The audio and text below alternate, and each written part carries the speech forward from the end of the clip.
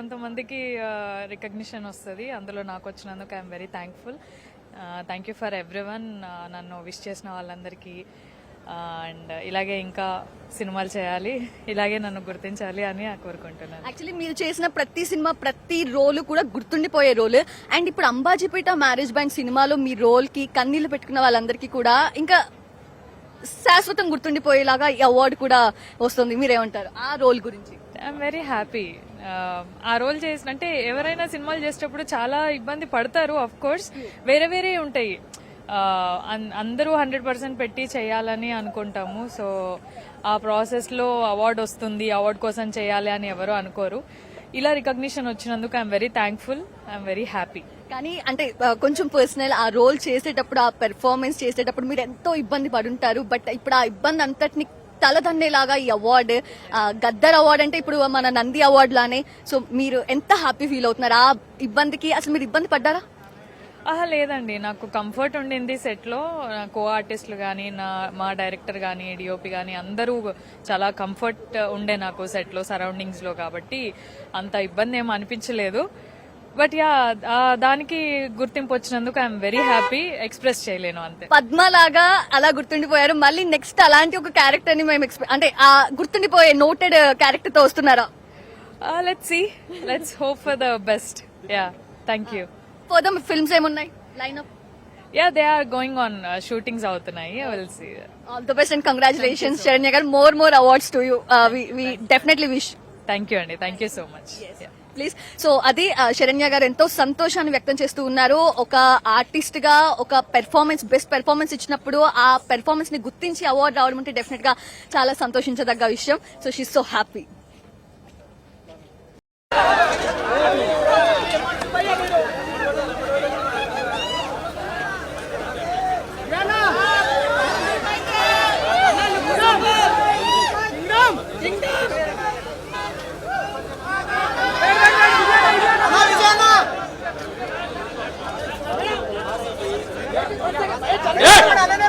Madam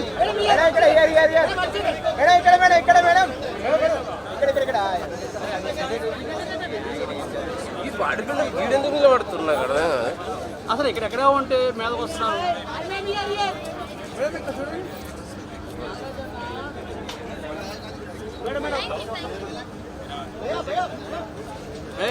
మనోడు మనోడు అన్నా కలిసి అన్నా.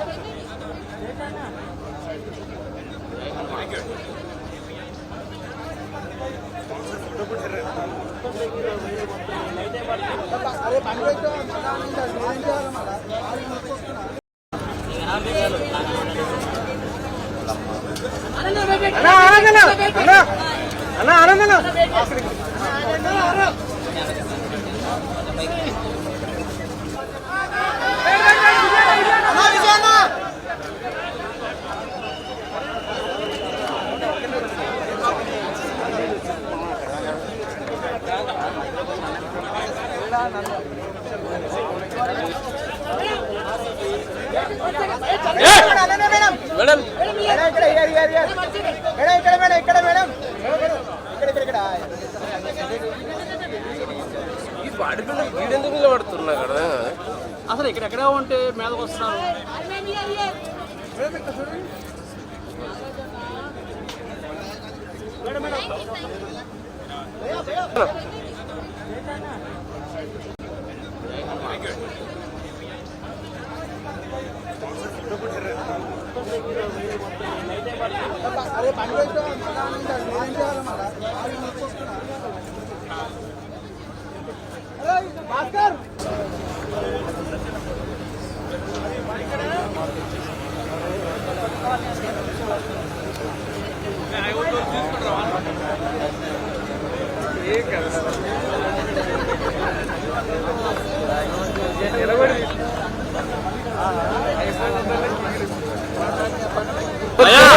ఎందుకు ఎవరు చెప్పారు?